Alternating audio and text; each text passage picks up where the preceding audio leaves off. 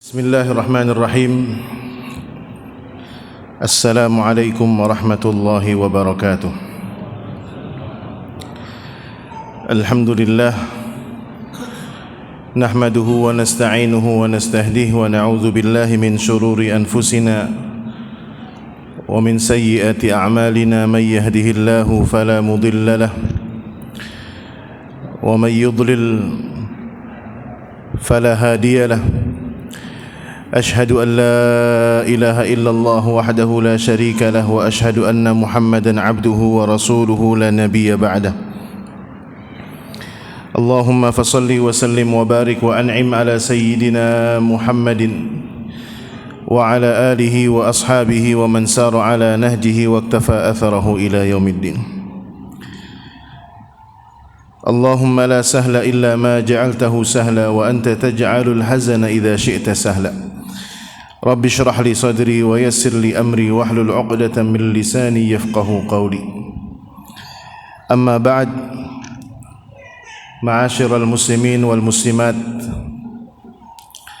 para mu'takifin dan para mu'takifat yang dimuliakan Allah Subhanahu wa taala. Alhamdulillah,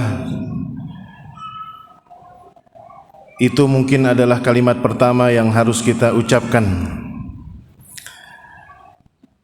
di malam hari ini. Allah Subhanahu wa taala kembali menuntun kita, kembali mengajak kita, bahkan barangkali Allah menyeret kita ke tempat ini.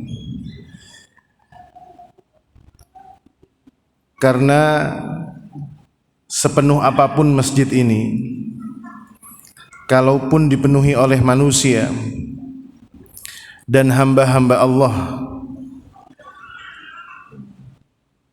yang menyadari akan pentingnya 10 malam terakhir dari bulan Ramadan, kalaupun 2 lantai masjid ini dan bahkan serambi-serambinya penuh, parkirannya penuh, itu masih jauh lebih sedikit daripada hamba-hamba Allah yang tidak mendapatkan kesempatan yang sangat-sangat mulia untuk hadir di tempat ini. Oleh karenanya, tidak ada kalimat yang lebih pantas yang kita ucapkan ketika Allah Subhanahu wa taala memudahkan diri kita, memudahkan keluarga kita, memudahkan anak kita dengan kesehatan yang kita rasakan di detik ini, dengan segala nikmat yang amat sangat luar biasa tenangnya di detik ini. Anak kita bisa ikut, istri kita bisa hadir, kita pun bisa tenang berada di sini. Maka tidak ada kalimat yang lebih tinggi daripada kalimat hamdalah, yaitu alhamdulillah. Ma'asyiral muslimin, jangan pernah mengira kehadiran kita pada malam hari ini itu adalah hasil jeripayah kita. Jangan pernah mengira berangkatnya kita ke masjid ini untuk beriktikaf bukan karena sama sekali daya dan upaya kita. Ini semua adalah dorongan. Ini semua adalah taufik. Ini semua adalah hidayah. Ada yang menerima hidayah ini dengan lapang dada.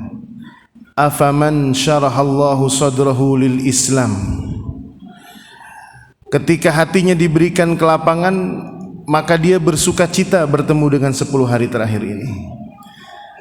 Tetapi ada yang hadir di majelis ini penuh dengan keterpaksaan, dan itu pun bagian dari cinta Allah kepada dia. Oleh karenanya, apapun kondisi hati kita saat ini di majelis ini, yang datang dengan sukacita, yang datang dengan kegundahan, yang datang dengan keterpaksaan, yang datang dengan berat hati, katakanlah alhamdulillah. karena tidak ada nikmat yang lebih besar ketika 10 hari terakhir dari bulan Ramadan, kemudian Allah Subhanahu wa taala memberikan kesempatan yang sangat besar kepada kita untuk bisa hadir, menuntaskan 10 hari terakhir ini dengan memaksimalkan ibadah kepada Allah Subhanahu wa taala. Ma'asyiral muslimin wal muslimat, para mu'takifin dan mu'takifat, di luar sana banyak orang yang barangkali kalau mereka ingin menukar nasibnya dengan kita, yang barangkali mereka bertukar peran kepada kita dengan kesibukan yang mendera mereka, dengan kesibukan duniawi yang menjepit mereka sekarang, dengan desakan dunia yang mendesak kepada mereka sekarang, niscaya mereka akan menembus dengan duit berapapun. Ada yang saat ini barangkali Allah uji dengan kesehatannya. Barangkali ada yang sedang Allah uji dengan kesibukan niaganya. Saat ini barangkali ada yang disibukkan dengan keluarganya. Ada yang diuji dengan kesehatannya. Ketika kita bisa hadir di sini,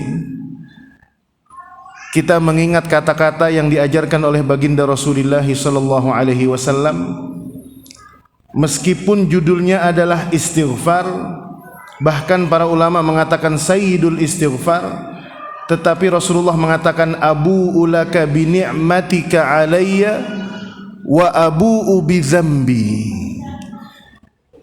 Ketika kita mengatakan Allahumma anta rabbi la ilaha illa anta khalaqtani wa ana 'abduka wa ana 'ala 'ahdika wa wa'dika mastata'tu, kemudian ada satu ungkapan yang dikatakan oleh Al-Imam Ibnu Hajar Al-Asqalani, seakan-akan Allah mengajarkan kepada nabinya, sehina apapun engkau wahai hambaku, maka engkau adalah makhluk yang mulia.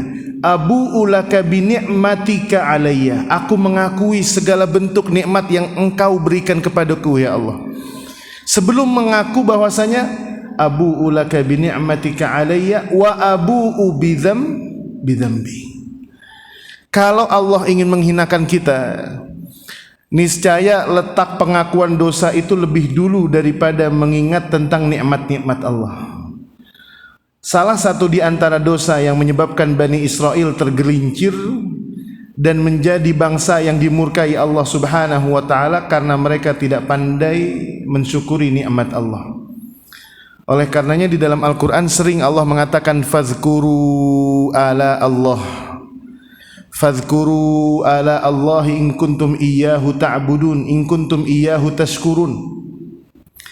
Oleh karenanya ma'asyiral muslimin wal muslimat, hari ini, malam ini barangkali adalah doa-doa kita yang dikabulkan oleh Allah Subhanahu wa taala pada Ramadan yang lalu. Ramadan yang lalu kita bermunajat di masjid ini. Ramadan yang lalu kita meminta ampun kepada Allah di masjid ini, dan Allah mendengarkan, dan ternyata Allah mengabulkan permintaan kita untuk bisa dipertemukan dengan Ramadan tahun ini. Alhamdulillahi Rabbil Alamin. Ma'asyiral muslimin yang dimuliakan Allah Subhanahu wa taala, Ramadan tanpa Ashrul Awakhir, Ramadan tanpa Lailatul Qadar mungkin tidak akan menjadi Ramadan. Justru inti dari bulan Ramadan ini adalah sebagian rahmat Allah diturunkan di bulan ini dan menjadikan rahmatnya bertumpuk di 10 hari terakhir. Kalau kita melihat kebagian atau sebagian masyarakat menjadikan acara inti biasanya di pertengahan. Kalau acara biasanya ada pembukaan, tilawatul Quran, sambutan, dan kemudian ceramah agama. Setelah ceramah agama ada acara selanjutnya yaitu doa. Setelah doa ada acara makan-makan. Tetapi Allah dengan begitu rahmatnya mengetahui tentang lemahnya kita sebagai hamba, Ramadan puncaknya diberikan kesempatan di akhir. Karena Allah tahu kita yang katanya rindu dengan Ramadan, ketika datang Ramadan justru kita makin sibuk dengan dunia. Yang tiada biasa berdagang justru berdagang di bulan Ramadan. Yang tidak pernah berniaga ketika datang Ramadan berniaga. Yang tidak pernah pergi ke mall untuk santap makan buka puasa, tidak pernah pergi ke mall di luar Ramadan, justru mengenal mall itu ketika di bulan Ramadan. Tidak pernah lalai, tidak pernah telat sholat isya, justru ketika Ramadan dia kemudian telat sholat isyanya karena kesibukannya dengan dunia. Oleh karenanya ada sebuah pepatah dalam berbahasa Arab mengatakan Ramadan zahaba mu'zamuhu wa yabqa a'zamuhu. 10 hari terakhir ini mayoritas bahkan kebanyakan hari-hari Ramadan sudah meninggalkan kita. Insya Allah malam hari ini kita masuk ke malam 21. Berarti sudah 20 hari bulan Ramadan meninggalkan kita. Tinggal ada kesempatan 10 hari lagi bagi kita untuk mencari apa yang kita bisa bawa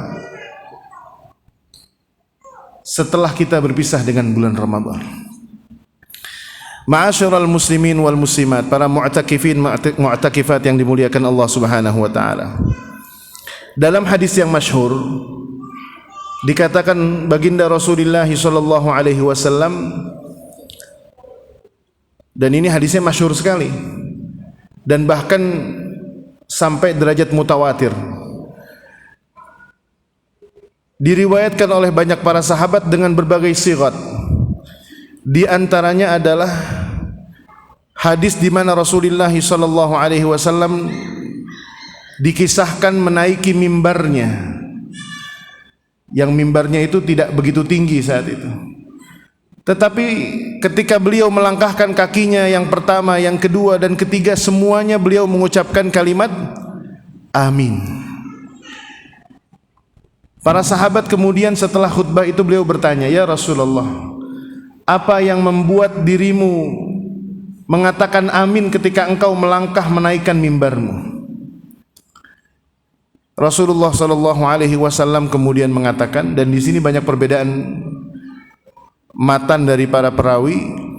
Ada yang mengatakan bahwasanya Jibril datang kepadaku. Ja'ani Jibril. Jibril datang kepadaku. Kemudian dia mengatakan raghima anfu rajulin. Ada riwayat yang menyebutkan ya Muhammad arghamallahu anfa rajulin. Wahai Muhammad, merugilah seorang hamba dari umatmu. Dari 3 doa tersebut ada satu doa yang berkaitan dengan bulan Ramadan. Yang pertama, malaikat Jibril alaihi salam mengatakan raghima anfu rajulin man adraka abawaihi au ahadahuma falam yughfar bihima. Celakalah seseorang yang hidup semasa di dunia, dia bertemu dengan kedua orang tuanya atau salah satu di antaranya, tetapi orang tersebut tidak mendapatkan ampunan Allah sebab karena berbakti kepada orang tuanya. Kira-kira banyak gak? Banyak. Oleh karenanya saya sering menyebutkan beberapa waktu yang lalu ketika saya diundang dalam salah satu peringatan acara di daerah Depok. Saya katakan begini kepada ahli waris yang ditinggalkan oleh ayahnya yang baru meninggal. Saya katakan seperti ini, adik-adikku sekalian, para putra-putri almarhum, sesungguhnya tantangan seorang anak itu yang terbesar bukanlah ketika ia ditinggal wafat oleh orang tuanya, tetapi tantangan seorang anak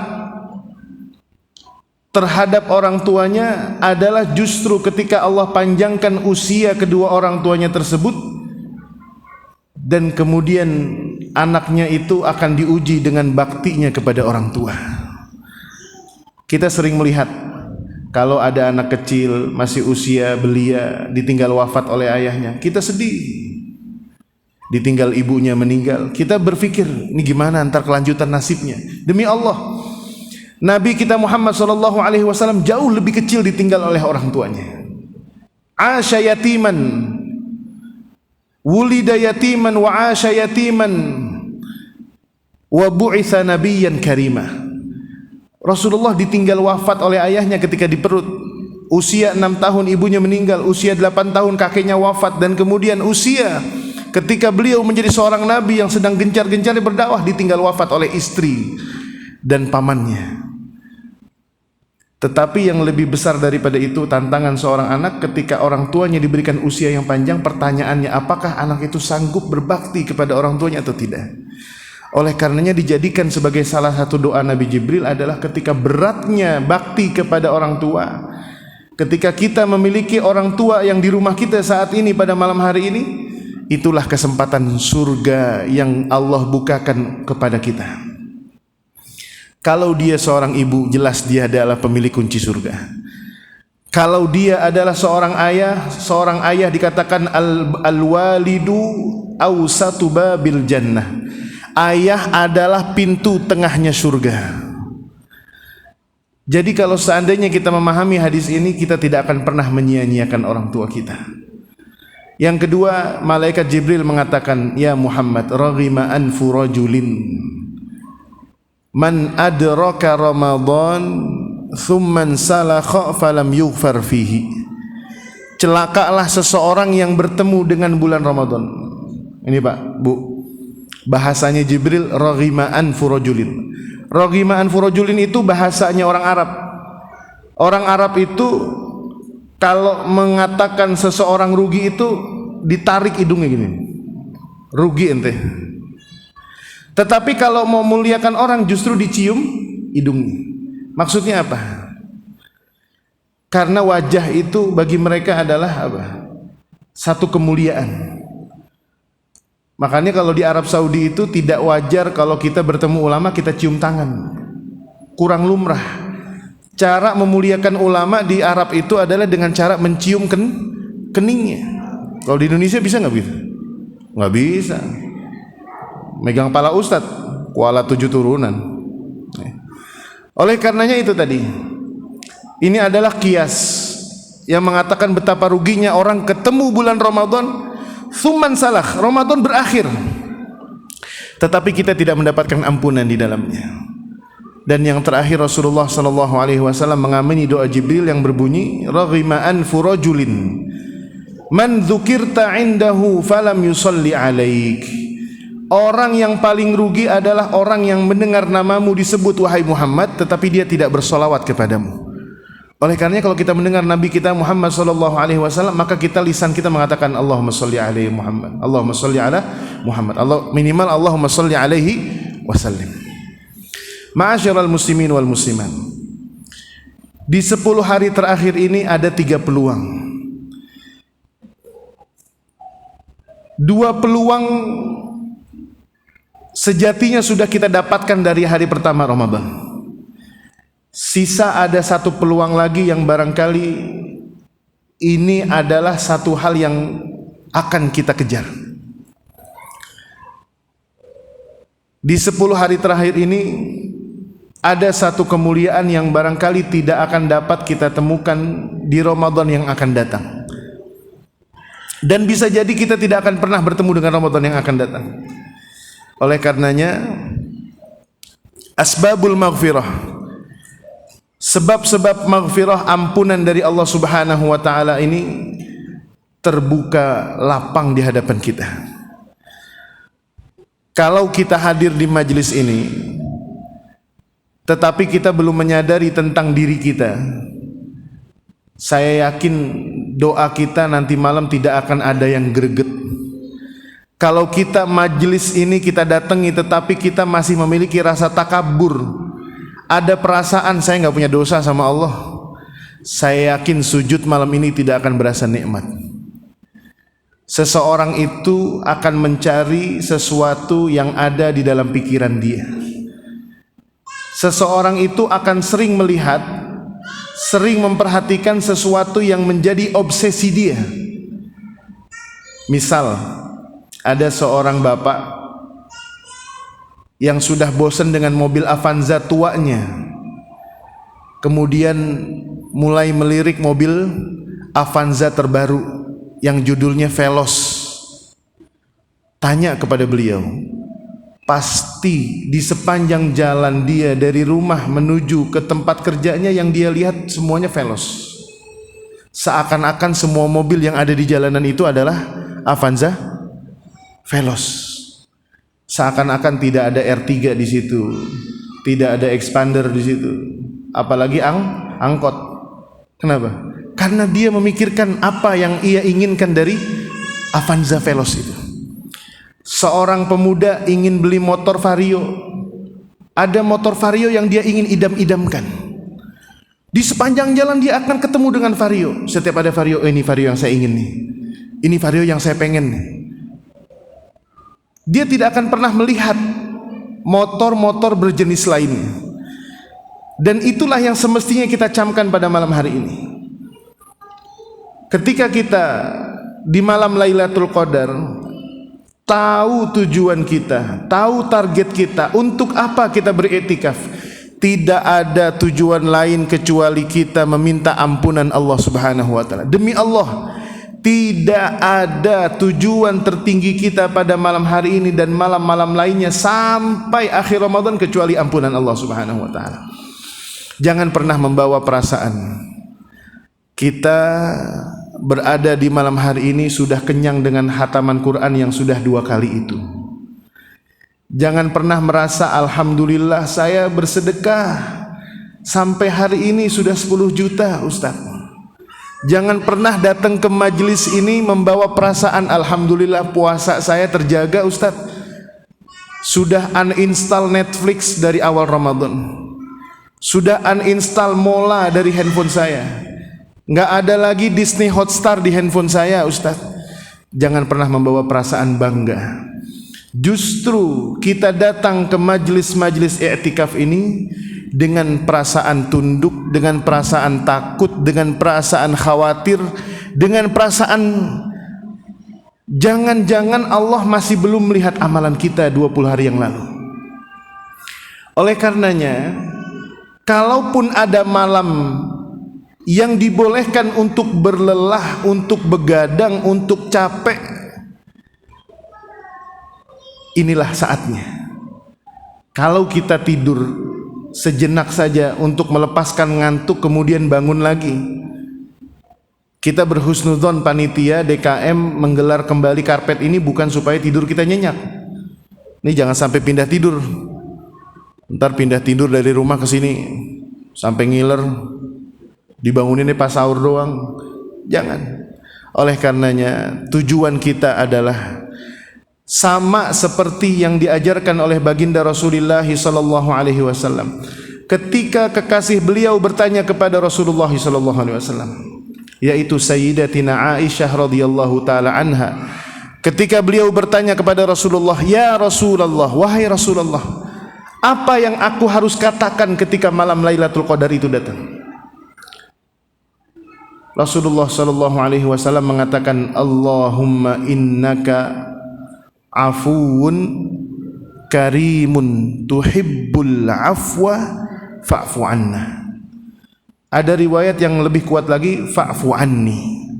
Allahumma innaka afuun karimun tuhibbul afwa fa'fu anni. Ma'asyiral muslimin yang dimuliakan Allah, di dalam Al-Quran itu ada 2 bahkan 3 bentuk pemaafan dari Allah. Itu ada 3 kalimat. Dan inilah ampunan yang kita maksud.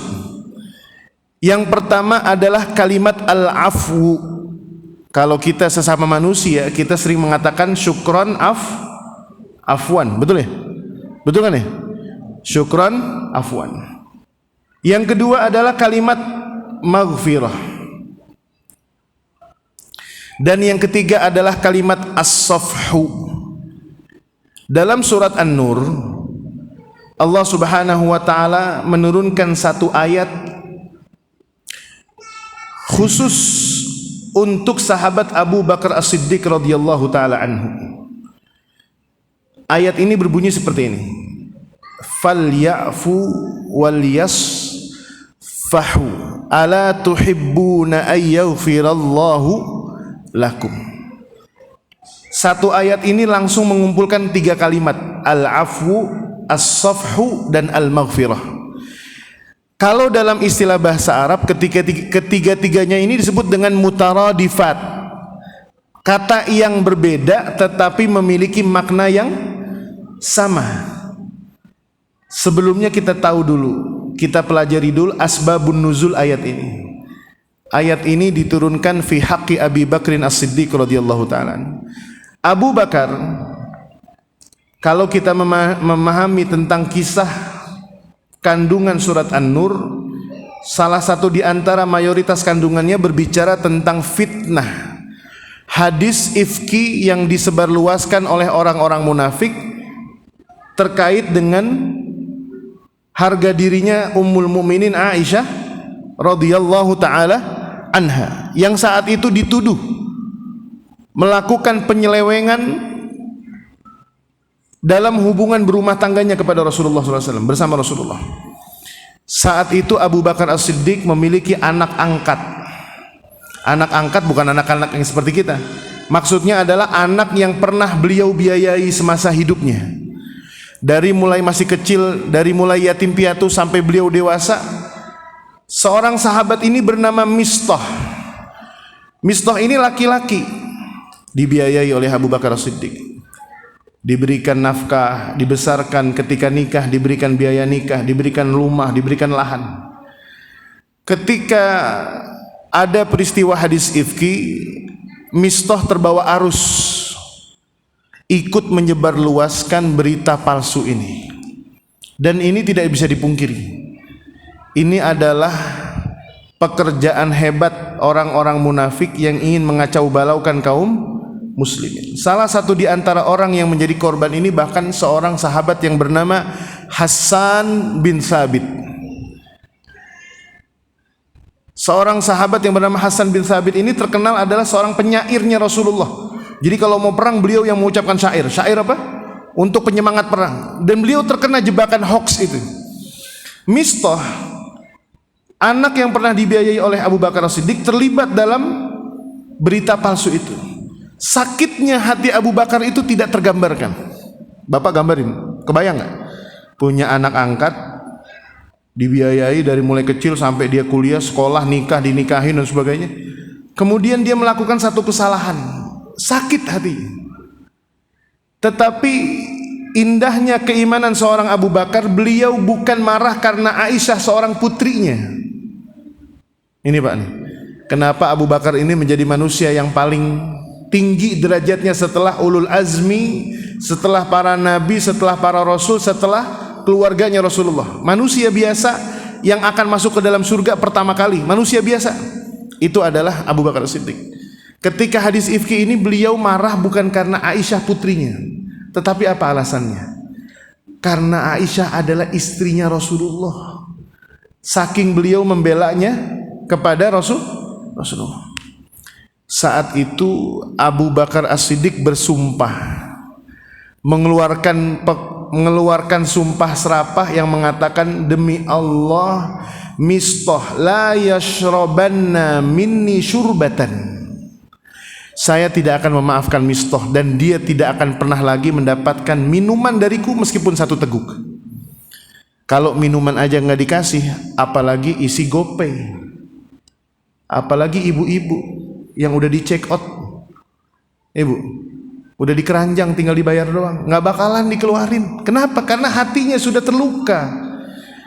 Ketika Abu Bakar berjanji tidak akan memaafkan seorang Mistah, cuma karena satu kesalahan, turunlah ayat kepada Rasulullah SAW. Allah mengatakan falyafu wal yasfahu, salinglah kalian bermaafan dan musafahah. Ala tuhibbuna ayyaghfirallahu lakum, bukankah kalian itu senang ketika Allah mengampuni kalian? Nah, dari ayat ini kita bisa sedikit ambil. Yang pertama, maghfirah itu adalah hak prerogatif Allah. Ketika kita mengatakan Rabbighfirli wali walidayya warhamhuma kama rabbayani shaghira, karena kita tahu kita meminta ampunan dan tidak ada ampunan yang datang kecuali dari Allah Subhanahu wa taala. Ketika ampunan itu turun, ada dua akibat.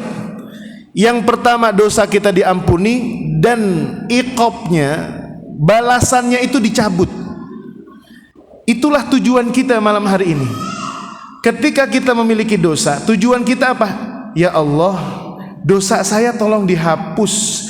Ancaman yang kemarin tolong jangan diterapkan kepada saya. Inilah maghfirah.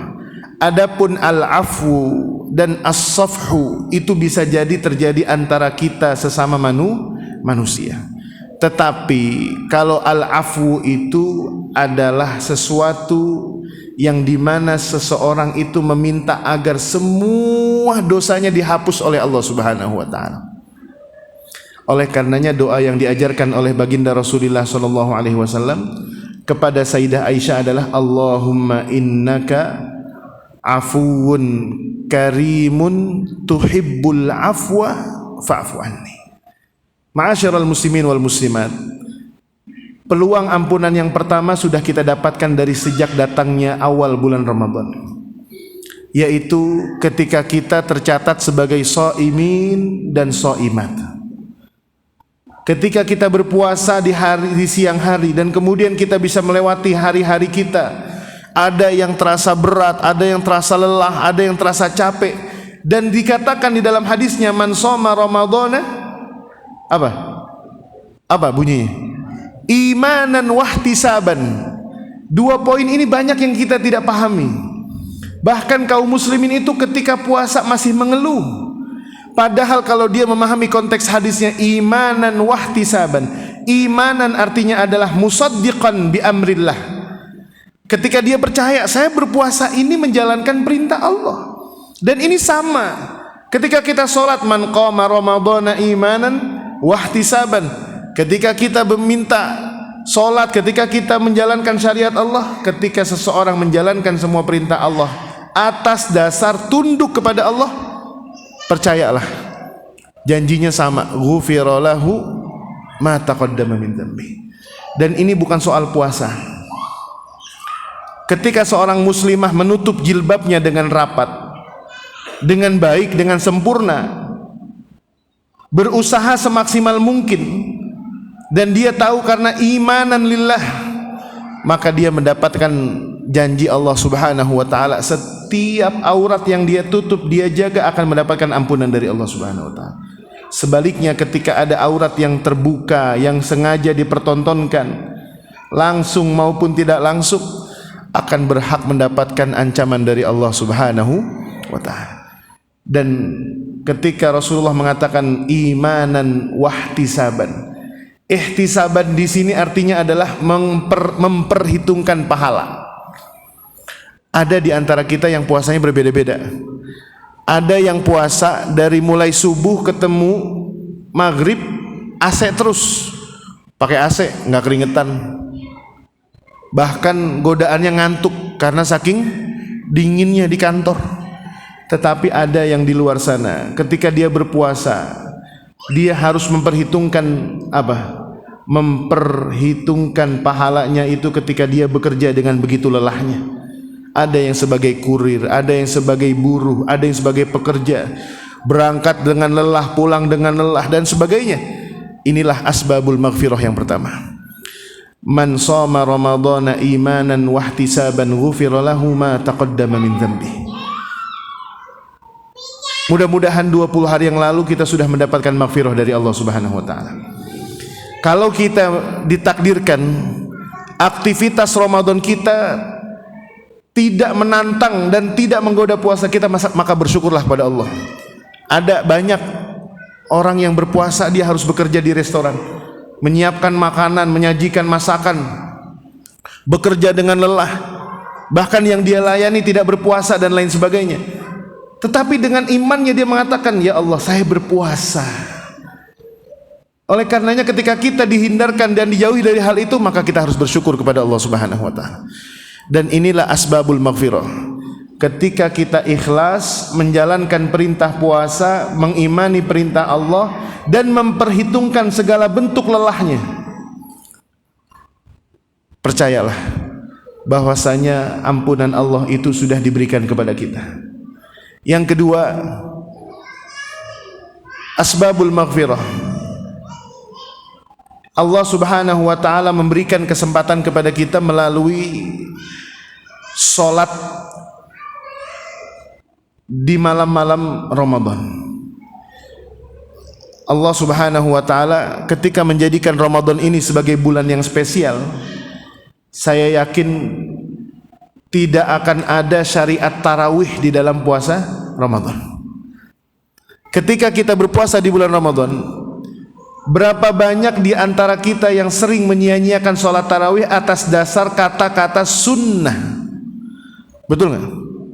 Buka puasa sama keluarga repot, makanan banyak, rumah berantakan. Sholat isya belum, sholat tarawih udah jam 10, tinggal capeknya doang. Akhirnya apa? Udahlah nggak usah tarawih dah, sunnah ini. Betul nggak? Berapa banyak malam-malam kita dilewati tanpa tarawih? Saya sering mengingatkan kepada para jamaah, sholat tarawih di bulan Ramadan itu meskipun hukumnya sunnah, tetapi jangan pernah ditinggalkan. Karena tidak mungkin kita bisa mengqadha, tidak mungkin kita bisa mengulang, tidak mungkin kita bisa menunaikan tarawih di luar Ramadan. Ada nggak? Ada yang bisa? Ramadan udah 20 hari yang lalu, bolong tarawih 3 kali, coba diqadha. Nanti Syawal diqadha. Nggak ada. Tidak ada perintahnya. Bahkan Rasulullah sallallahu alaihi wasallam diriwayatkan oleh hadis Aisyah radhiyallahu taala anha, ketika i'tikaf pernah beliau terlihat nampak sepanjang malam i'tikafnya itu tidak pernah duduk. Kiasan, Pak. Saya tidak pernah melihat Rasulullah berdiri lebih lama daripada berdirinya Rasulullah ketika i'tikaf di salah satu malam Ashrul Awakhir. Maksudnya apa? Sepanjang malam Rasulullah sholat, Pak, sholat 2 rakaat, salam bangun lagi. Dikenal Aisyah itu adalah seorang wanita sahabiyah muslimah ummul mukminin yang paling getol ibadahnya, Pak. Aisyah itu ibadahnya paling getol, bahkan sering berlomba-lomba dengan Rasulullah dalam hal kebaikan. Dulu ketika beliau pernah bertawaf, Sayyidah Aisyah bertawaf, pernah bertawaf itu 29 kali tawaf, bukan 29 putaran, bukan, paham ya maksudnya? 7 dikali 2, 29, kan kalau tawaf itu 7 putaran. 7 putaran, kemudian beliau sholat sunnah tawaf, kemudian tawaf lagi 7 putaran, kemudian sholat 2 rakaat, tanpa henti 29. Dan beliau menggambarkan, saya tidak pernah melihat Rasulullah berdiri lebih lama daripada berdirinya beliau ketika pernah satu malam dilihat i'tikaf di salah satu malam bulan Ramadan. Dan inilah ketika Rasulullah mengatakan man qama ramadhana imanan wahtisaban. Berapa banyak di antara kita yang kurang sabar ketika imamnya kurang menarik suaranya, nyesel datang ke musola itu, datang ke masjid itu. Bahkan ada satu hadis yang menguatkan, saya demi Allah, Pak, setelah mendengar hadis ini saya tidak pernah meninggalkan sholat tarawih meskipun imamnya saya kurang suka. Man shalla ma'al imam, man shalla ma'al imam, ini dikatakan man shalla, ditafsirkan sholat tarawih, man shalla ma'al imami hatta yansarif ay yansariful imam ghufira lahu ma taqaddama min dzambi. Ustaz, gimana caranya Ustaz? Itu imam bacanya meleot-meleot, Ustaz. Kurang semangat dengar suaranya. Bapak, Ibu, jangan pernah bergerak dari tempat sholatnya. Duduk di situ. Sampai imamnya salam yang terakhir, Assalamualaikum warahmatullahi wabarakatuh, Assalamualaikum warahmatullahi wabarakatuh. Imamnya keluar dari mihrab, baru kita tinggalkan tempat sholat kita. Itulah asbabul maghfirah yang kedua. Ketika kita sholat saja sendirian mendapatkan peluang untuk mendapatkan ampunan dari Allah, dengan kita menjadi makmum pun menjadi peluang yang ketiga, yaitu mendapatkan maghfirah dari Allah Subhanahu wa ta'ala. Ketika kita berusaha menyimpan list imam tarawih di masjid-masjid favorit kita, saya yakin tujuannya adalah bukan karena kita imannya kuat, justru karena lemahnya kita nyari imam yang enak. Supaya apa? Iman kita menjadi giat, hati kita menjadi kuat, semangat kita menjadi membara. Coba kalau kita imannya yang seperti Abu Bakar As-Siddiq, imam maju, imamnya Abu Bakar, rakaat pertama Al-Baqarah. Makmumnya siapa? Umar bin Khattab. Ngeluh nggak Umar? Enggak.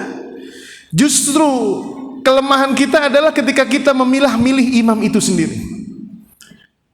Dulu ketika di pesantren saya, ada satu ustadz yang mohon maaf suaranya kurang menarik.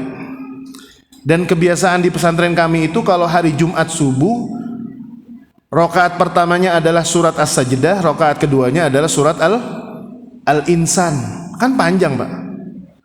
Santri ketika mendengar takbiratul ihram, Allahu Akbar, suaranya ngebas. Waduh, Ustadz Fulan. Akhirnya udunya berapa? 15 menit. Wah, udunya panjang sampai sini nih. Kalau bisa lururan dia. Supaya ngelewatin rakaat pertama surat As-Sajdah.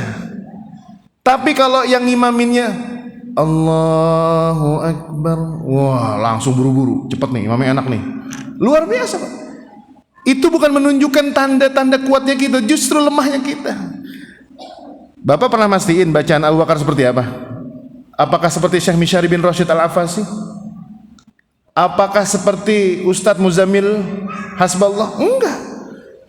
Bahkan kalau kita mendengarkan bacaan-bacaan yang disanadkan dari Rasulullah SAW, tilawah-tilawah yang bersanad dari Rasulullah, seperti yang dibacakan oleh Syekh Rajih Quraim yang berasal dari Syria, itu enggak ada nada-nada sikah,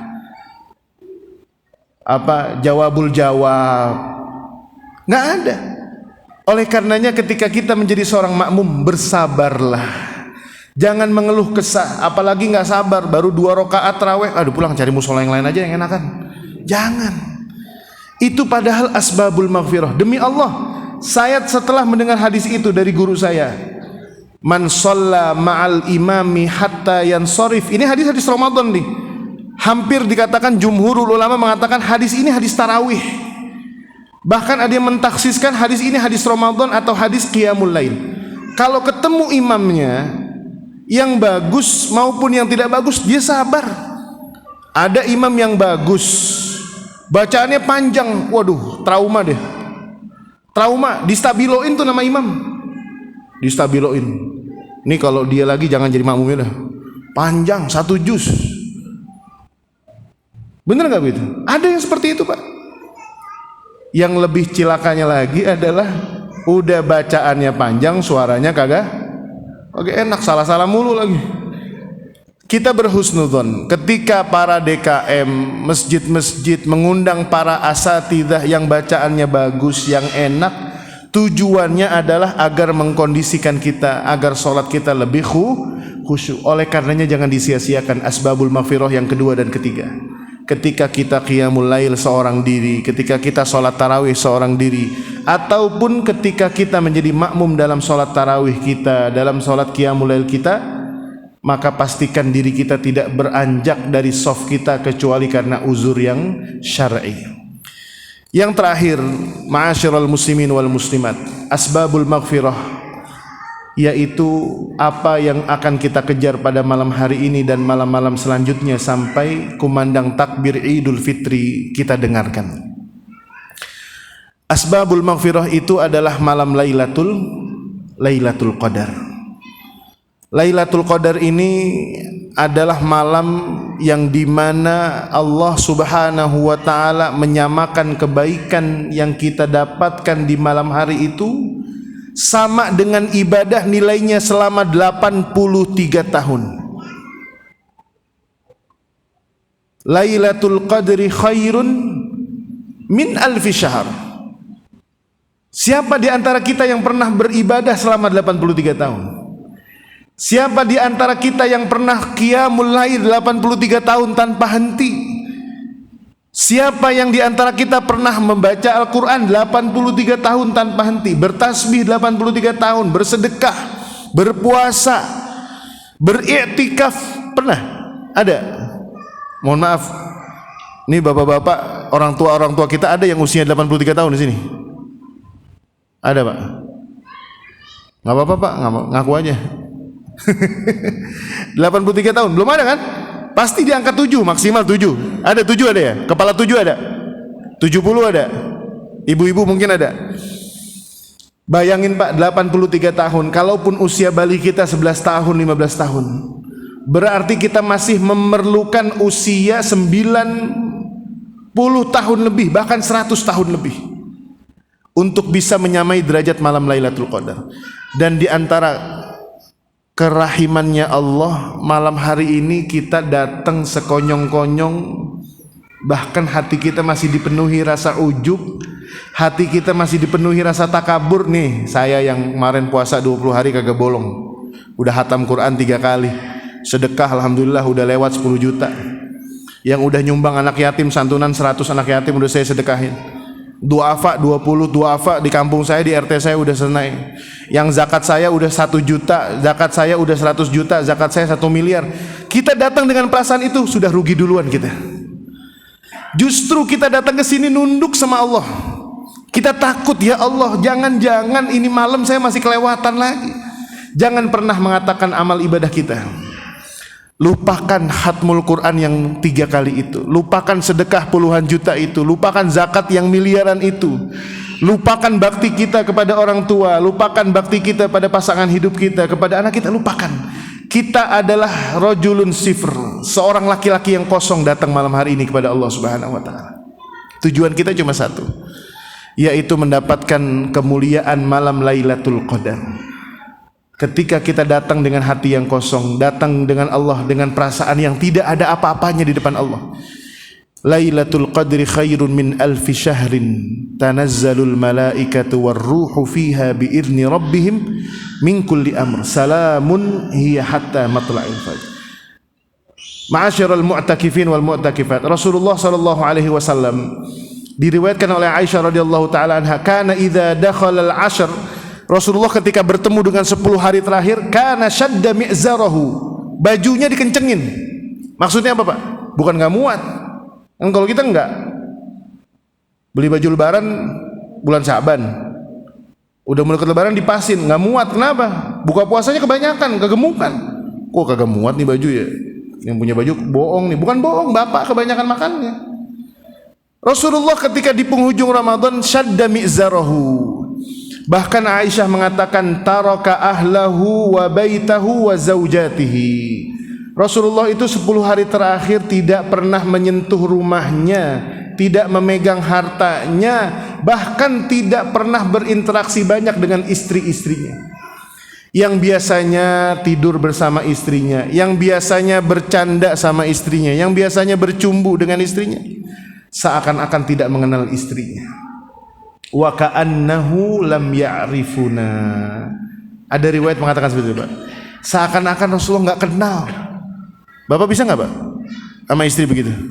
Ntar nih di masjid, di parkiran kagak usah senyum sama istri, naik motor pulang diem, ngasih uang belanja kasih. Ka'annahu lam ya'rifuna, kayak nggak kenal Pak. Abis Pak, puasa kita nggak ada opor, nggak ada ketupat. Padahal apa? Rasulullah itu tujuannya itu tadi, syadda mi'zarahu. Beliau mengencangkan sarungnya itu dalam arti apa? Menunjukkan kesungguhan beliau. Bahkan ada hadis yang sering kita dengar, Rasulullah itu ketika malam-malam i'tikaf, saking enggan meninggalkan masjidnya, nyisir rambut aja palanya di. Pernah dengar hadis yang aneh? Aisyah menyisirkan rambut Rasulullah dari jendela masjid Pak.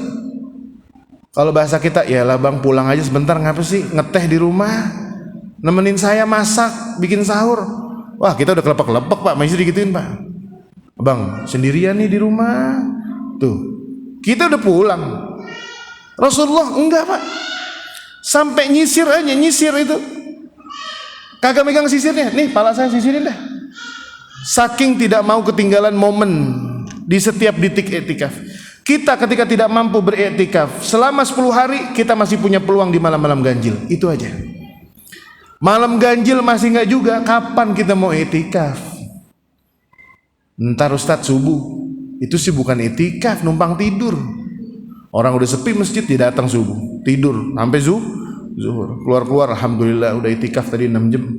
Jam 6 sampai jam 12. Bukan iktikaf, itu numpang tidur.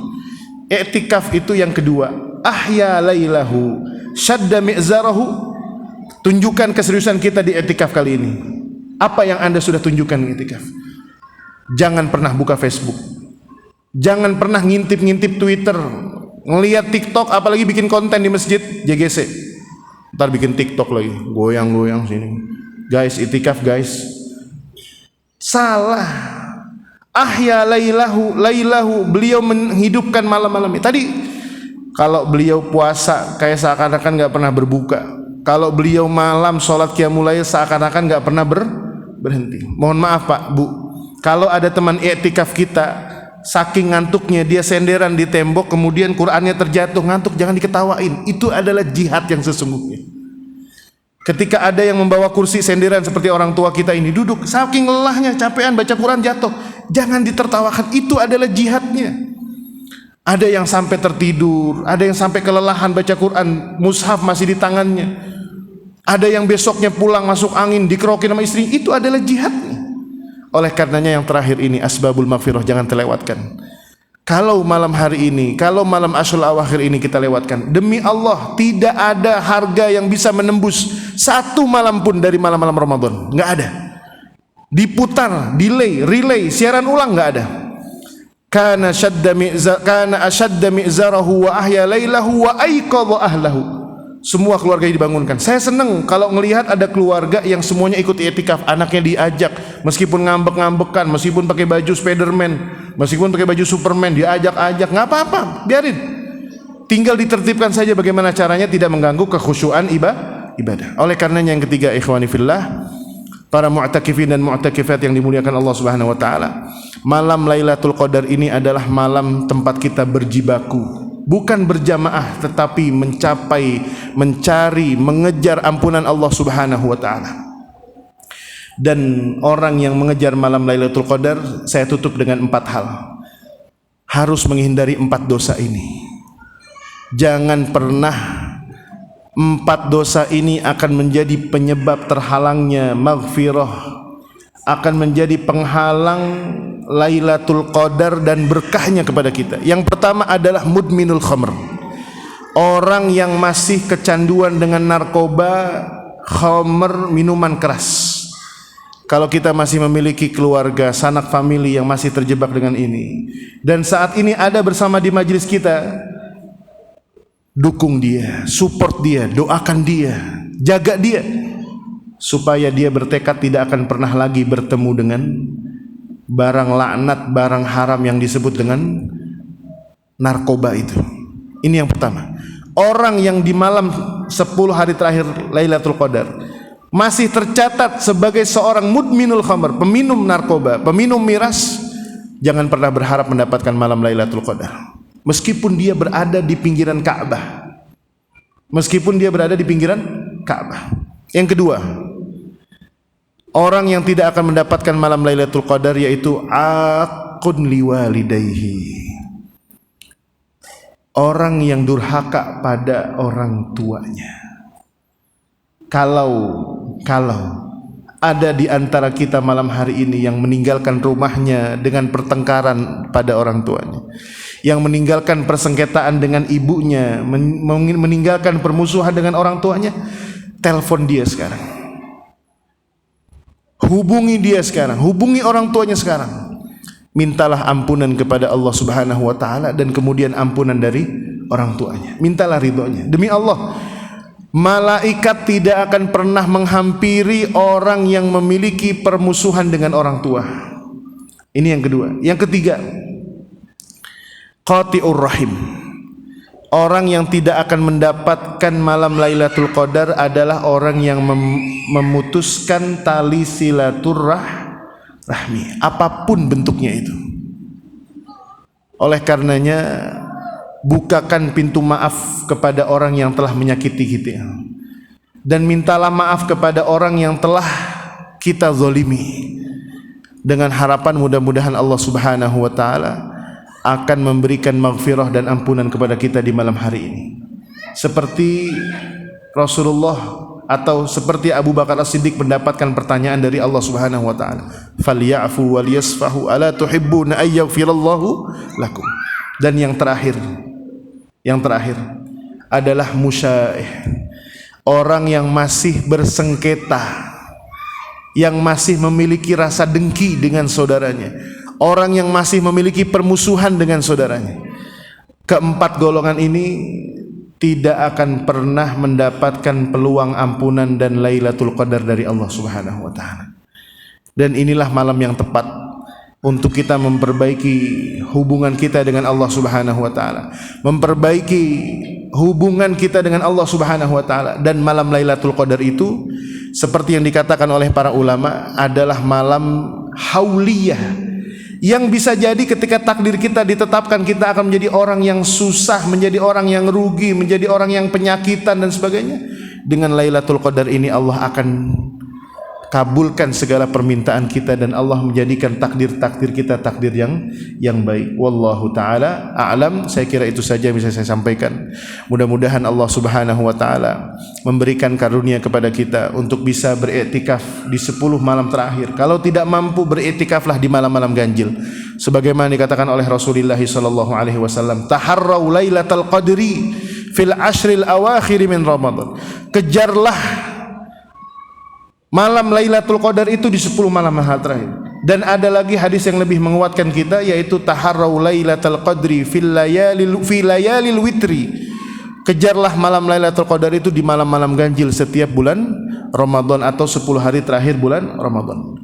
Oleh karenanya mudah-mudahan Allah Subhanahu wa taala memberikan taufiknya kepada kita, memberikan inayahnya kepada kita, memberikan bantuannya kepada kita. Mudah-mudahan Allah Subhanahu wa taala menerima seluruh amal ibadah kita di bulan Ramadan ini.